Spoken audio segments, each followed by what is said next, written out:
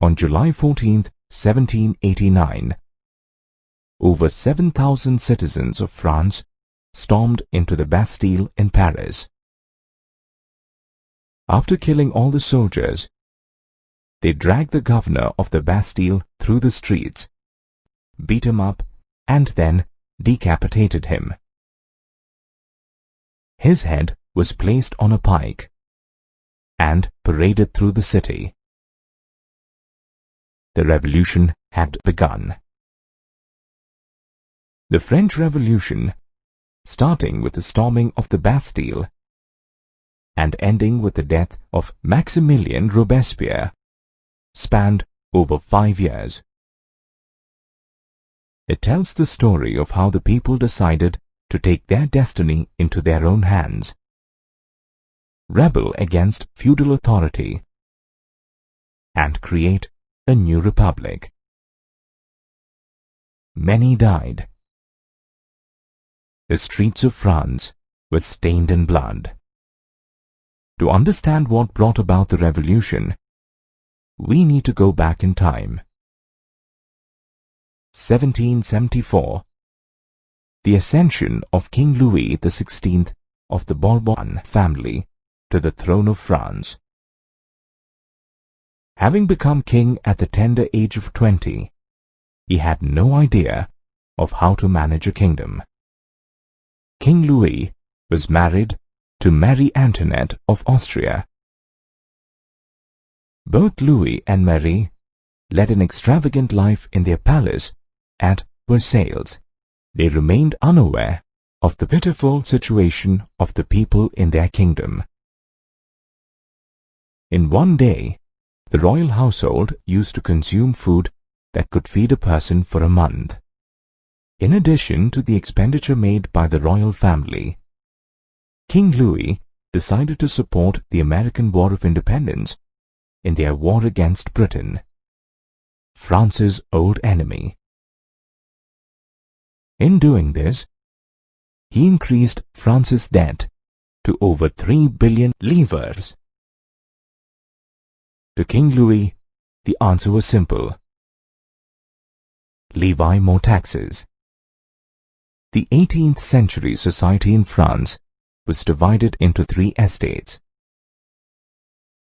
The first estate consisted of the clergy, the second estate comprised of the nobility, and the third estate, which formed about 97% of the population, consisted of the merchants, officials, peasants, artisans, and servants.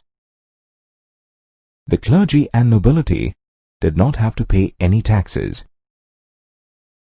So, it was the third estate that had to bear all the brunt of Louis's taxes. To be born as a member of the third estate during those times was a curse. They had to pay taxes to the king and state, taxes to the clergy called tithes, a direct tax called tille to the state, and taxes to their nobles as feudal dues from the peasants. Their taxes literally ran the state.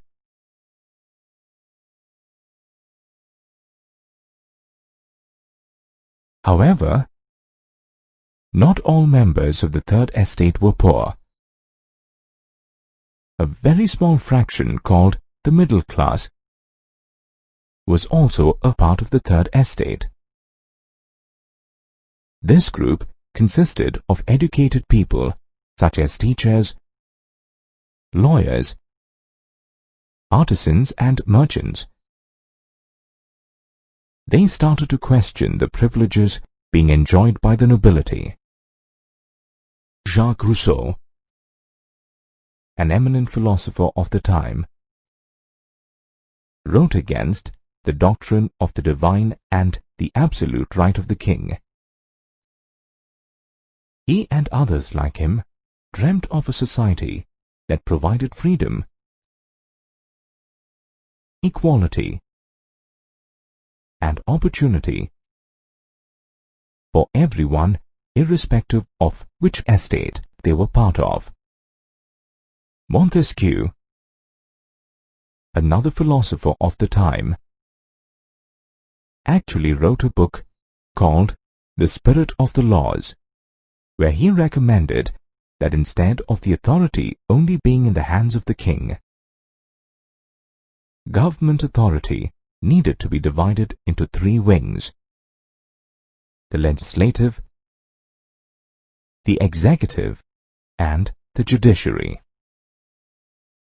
John Locke, yet another philosopher of that era, is known for his famous book, Two Treatises of Government, that sought to invalidate the principle of total power and authority of the king.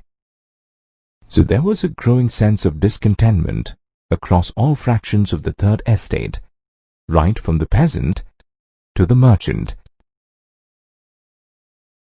All of them wanted change. In the midst of all these thoughts, the state decided, in addition to the existing taxes, to increase the price of bread. This was the last straw. People started fighting for bread. These bread riots, as they were called, increased to such an extent that anyone who hoarded bread was caught and killed.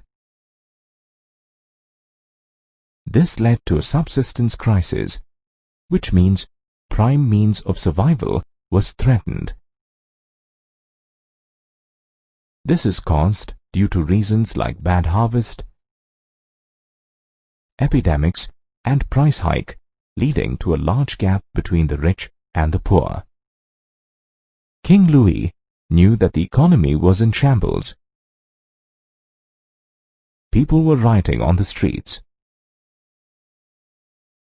As a solution, he decided to convene the Estates General and put forth his proposal. However, as you will see later, this was just the beginning of a long list of problems that he was to face. Soon, the people of France were unhappy. They had just been hit by the worst winter, destroying their entire crop. Bread prices were at an all-time high. And, to top it all, King Louis was planning on increasing taxes. Louis had almost bankrupted France with the 3 million livres debt. He was planning to increase taxes to offset this. But to do this, he needed to first get permission from all the three estates. So he decided to convene the Estates General. No monarch had done this during the previous 150 years, the last time actually being in 1614, which ended in a failure. The Estates General was convened on the 5th of May 1789 at Versailles. It consisted of representatives from all the three estates.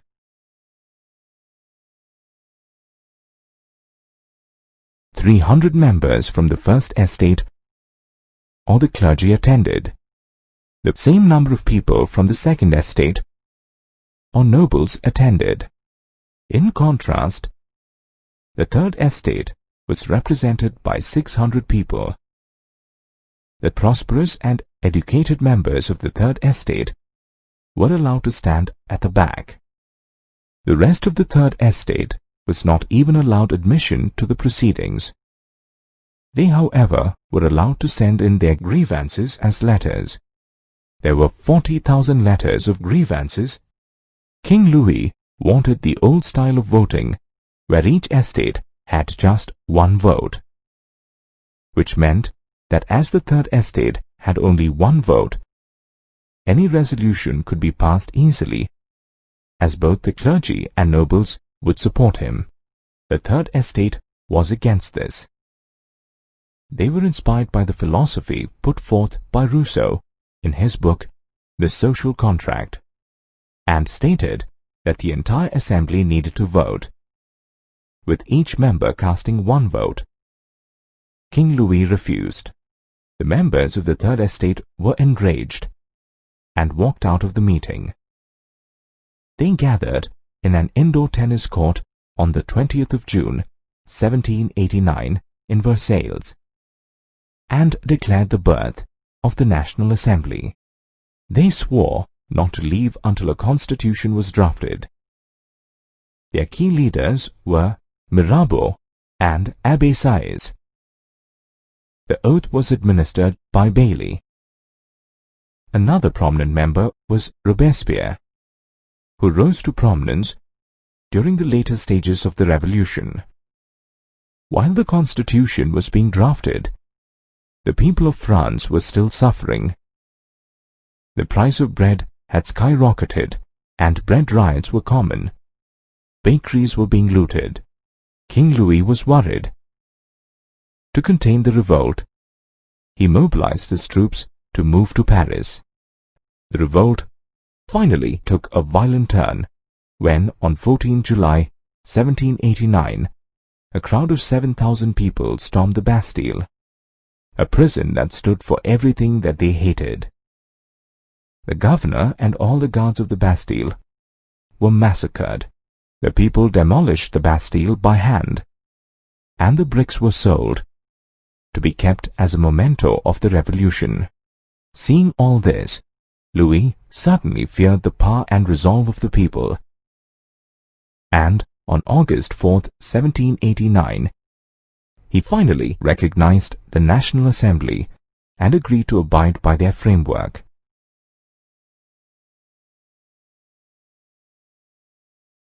The National Assembly abolished the feudal system of taxes, tithes, and the special privileges that were enjoyed by the clergy and nobles by birth. In doing this, over 2 million livres were recovered. The prices of bread dropped, and the people of France were happy again. Man is born free, yet everywhere he is in chains now, said Jean-Jacques Rousseau. Today, we all take liberty and freedom of expression for granted. This was not the case in the 18th century France, where the people had to fight for freedom from the years of oppression under the feudal lords. So, the recognition of the National Assembly by King Louis and him agreeing to their demands was a victory for the entire Third Estate. With the abolition of special privileges, tithes, and feudal taxes, people were happier as a huge burden had been lifted off them. The next thing on the agenda of the National Assembly was the creation of a constitution. They completed this in 1791. As per the new constitution, France became a constitutional monarchy with the king, or the executive, having to share power with the legislature and the judiciary. King Louis, however, continued to retain the executive powers. Not everyone could vote as per the new constitution. Only men who were older than 25 years and who paid taxes were allowed to vote. This did not go well with people like Jean-Paul Marat, who criticized it vehemently in his paper, stating that the government was represented only by the rich. Marat's writings were so fierce that he was made a member of the National Assembly so as to calm him. The Constitution commenced with the Declaration of the Rights of Man. It stated that the right to life, to freedom of speech, to freedom of opinion, and to equality before the law were intrinsic to all human beings. But remember that the majority of the people of France at that period were uneducated and could not read or write.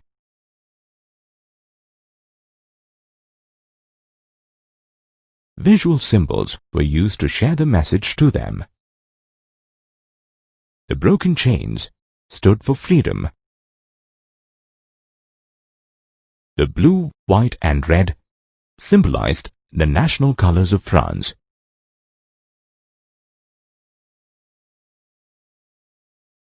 The red Phrygian cap was a sign of freedom and was worn by slaves when they became free.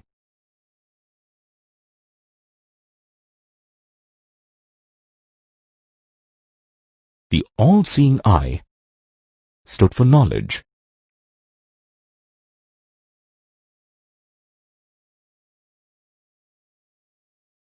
The self-devouring snake indicated eternity.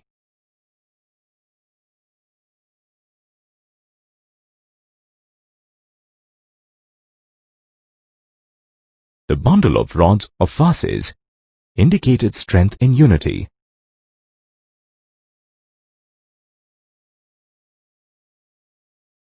The winged woman stood for the law.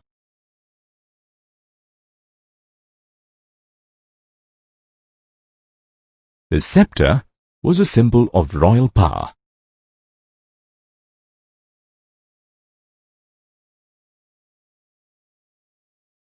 The tablet, also known as the law tablet, signified equality.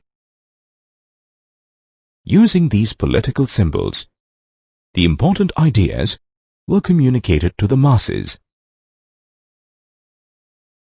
With the creation of the Constitution and the Declaration of Mankind, King Louis's powers reduced drastically. However, as you will see later on, he had plans of his own. The people of France were happy. The National Assembly had succeeded in making France into a constitutional monarchy. However, having been stripped of almost all his powers, King Louis was not happy. He decided to launch a campaign with the help of Austria.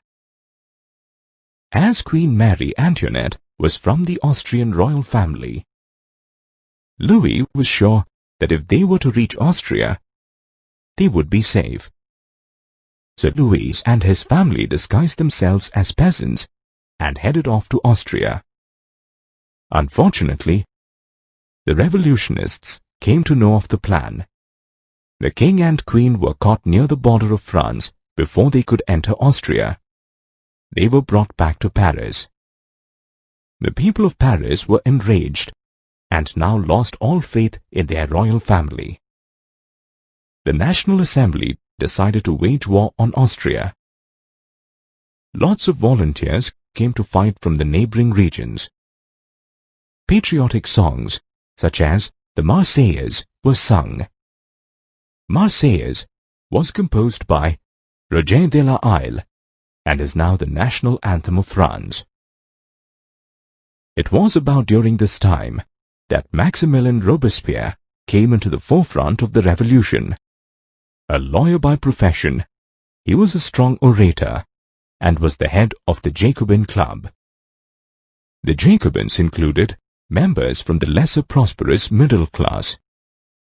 They considered themselves different. Jacobins were also called sans-culottes, which meant those without knee breeches. They wore long striped trousers similar to dock workers and wore a red Phrygian cap that symbolized liberty. Meanwhile, the war was still going on with Austria. Prussia too entered the war as an ally to Austria. The expenses of the war raised the prices of food again. High prices and shortage of food angered the Parisians.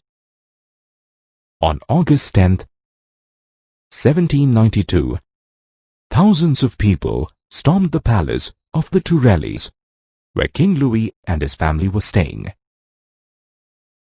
All the king's guards were massacred, and the king just barely managed to escape. The National Assembly stripped King Louis of all his powers and imprisoned him and his family. On September 21st, 1792, a new assembly called the Convention was formed, and France was declared a republic. Now that King Louis was imprisoned and that France was in the hands of the people, one would have expected that things would only get better. It got worse. The year immediately following the formation of the French Republic is referred to as the Reign of Terror. Hundreds died during this period, and they were all killed using the dreaded guillotine, a machine that was used for beheading people. The National Committee, now called the Convention and headed by Robespierre, felt that the best way to start the new republic was to execute the king. So they put King Louis on trial and found him guilty. He was allowed to spend his last moments with his family.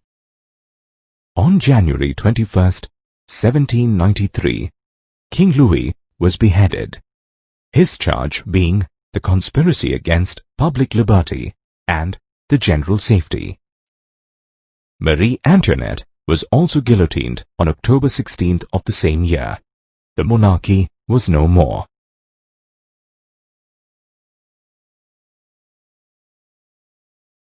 King Louis was executed on the 21st of January, 1793, at the Place de la Concorde, followed by the execution of the Queen. The year immediately following the formation of the French Republic is actually referred to as the Reign of Terror. Hundreds died during this period.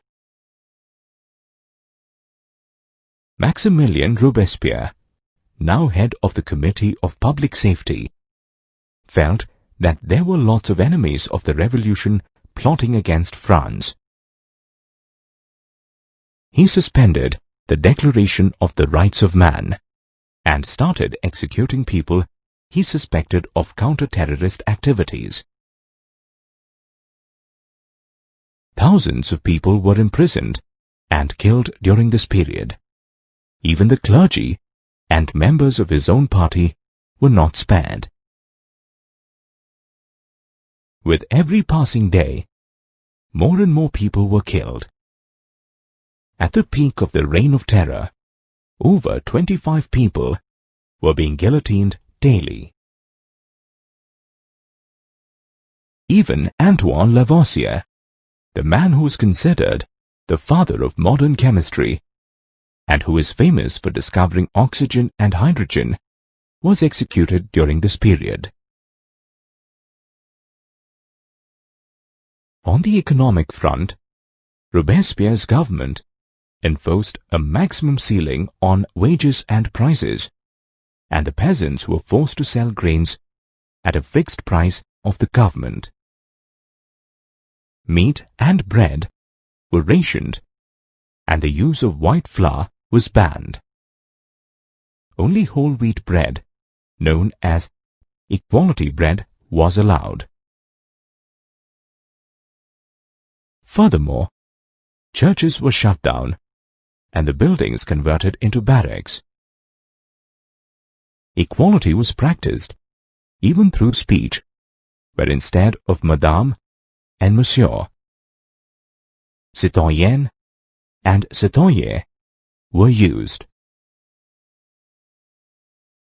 Camille Desmoulins, a revolutionary journalist of that time, had conflicting views on Robespierre's government and voiced his thoughts openly.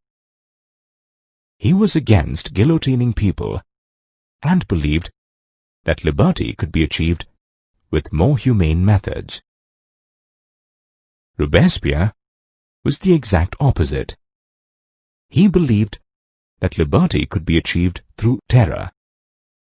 Desmoulins was eventually executed during the Reign of Terror. Finally, the supporters of Robespierre had enough.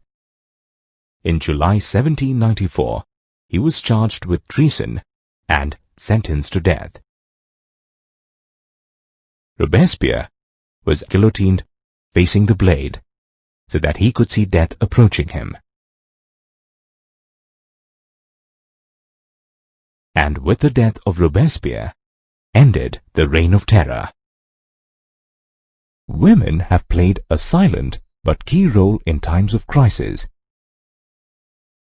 Whether it was putting bread on the table or fighting for their rights, they did it all.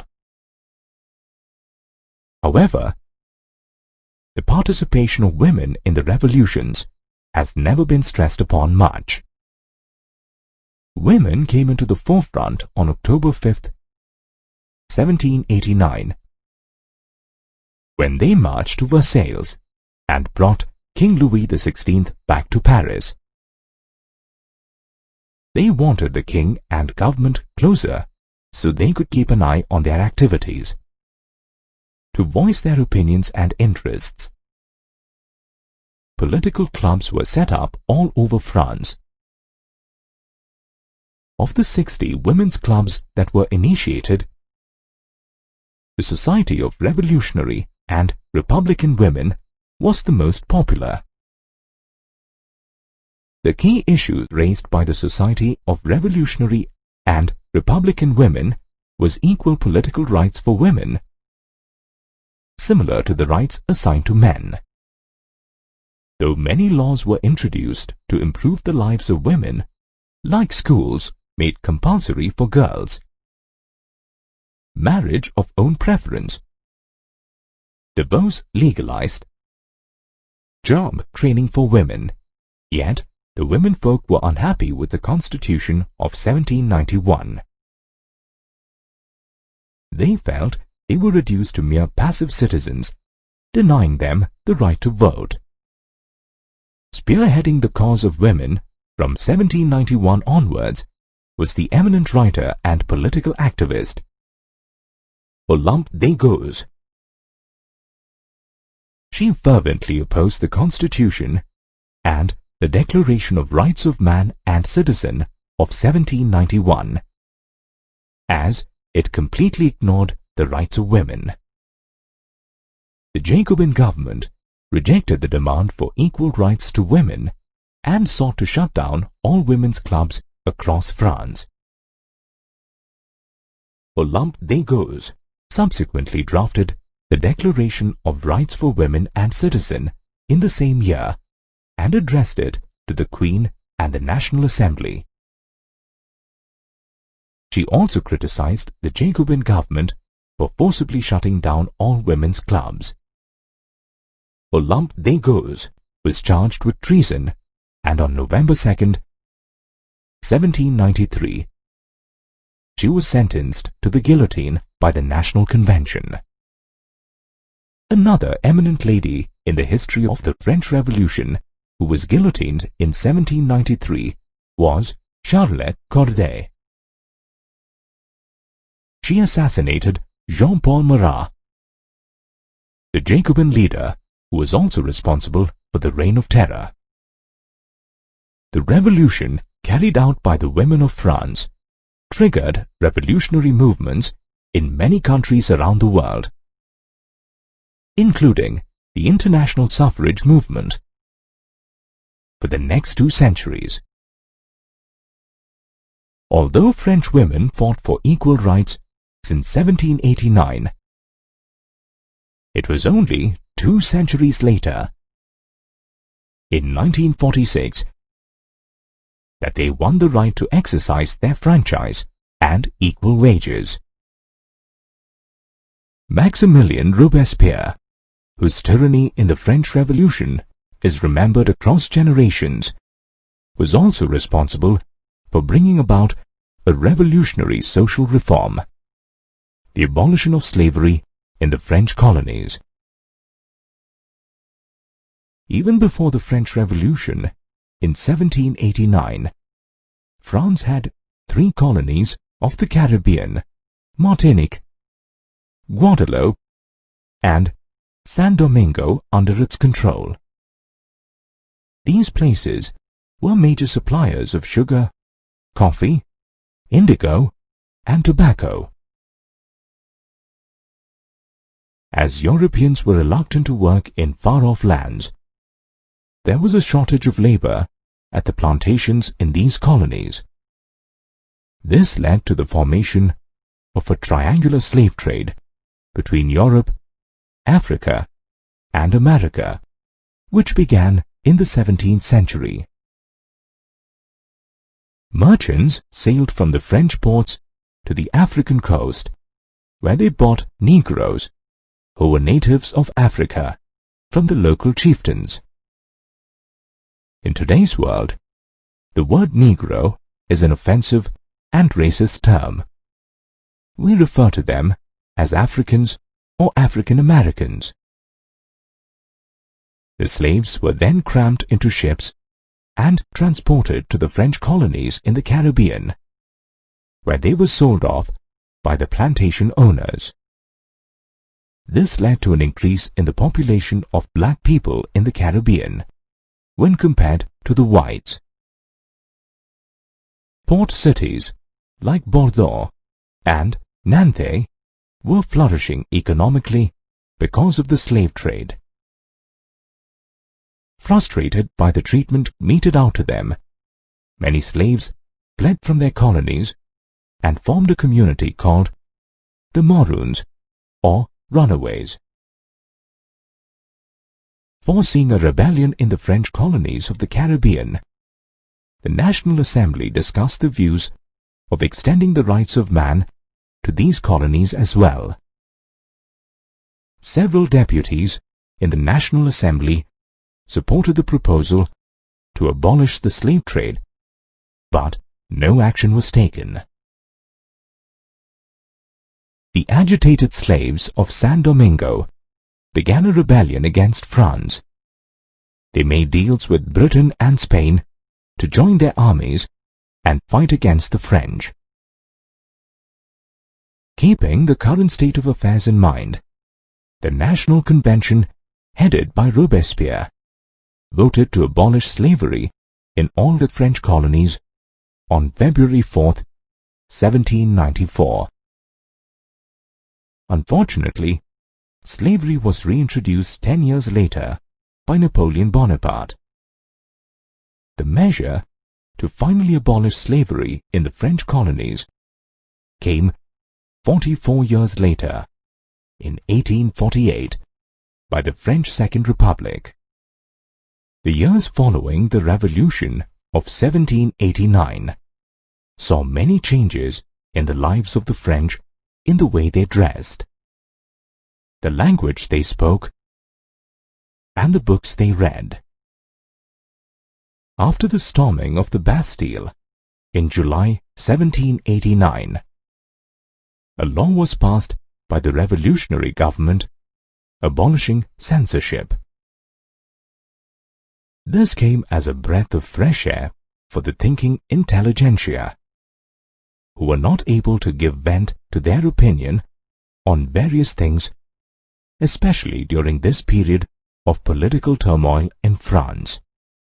The government took up the responsibility to put into practice the ideologies of liberty, equality, and fraternity. This replaced the rule followed in the old regime, where written materials such as books, newspapers, and cultural activities like plays could be performed only after an approval from the censors of the king. If disapproved, they were burnt and destroyed. The Declaration of the Rights of Man and Citizen, contained in the preamble of the Constitution of 1791, asserted that every citizen had the right to freedom of speech and expression, which was his natural right. Subsequently, the press played a crucial role in the dispersal of written material such as newspapers, books, pamphlets, and pictures throughout France. for the benefit of the majority of the members of the Third Estate who could not read and write. Printed pictures and paintings were circulated, and pamphlets and books read aloud to them. Plays, songs and processions made it easy for the common people to grasp the revolutionary ideals of liberty, equality, and justice. Freedom of the press in the Declaration of 1791 supported the right to oppose views of events. This also paved way for political clubs to convince the others of their position through the medium of print. The French Revolution had a huge impact on the history of France in many ways than one. A warrior, emperor, despot who changed the face of Europe. A man of conviction, Napoleon Bonaparte was one of the greatest military leaders in history. He emerged out of the Revolutionary Wars and became the new savior of France. Born in 1769 in the island of Corsica, Napoleon Bonaparte studied in a military school in Paris. He earned his fame in his Italian campaigns. The Directory that was formed after the fall of the Jacobin government in 1794 lacked political stability, and this paved the way for the rise of the military dictator, Napoleon Bonaparte. In 1799, he led a coup known as 18 Brumaire and became the first consul. Subsequently, by 1804, he was made Emperor of France. During his reign, he conquered a number of dynasties in the neighboring European countries and placed his family members to take charge. He codified the French law under the name the Napoleonic Code of Law, which gave rights to protect private property and initiated the uniform system of weights and measures. He also centralized the government and reinstated Roman Catholicism as the state religion. He was regarded as a redeemer, bringing liberty for the people. However, over the course of time, his armies began to be viewed as an invading force into the lives of the people of France. He was defeated by Nelson, the commander of the British Army, in the Battle of Nile and at the Battle of Trafalgar. The Battle of Waterloo in 1815 was Napoleon's final defeat.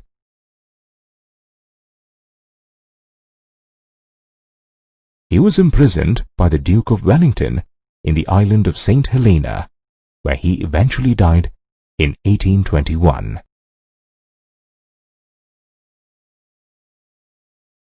The ideals of liberty, equality, and fraternity formed the touchstone of the French Revolution, and many of Napoleon's revolutionary ideas had a long-lasting impact on France and the people.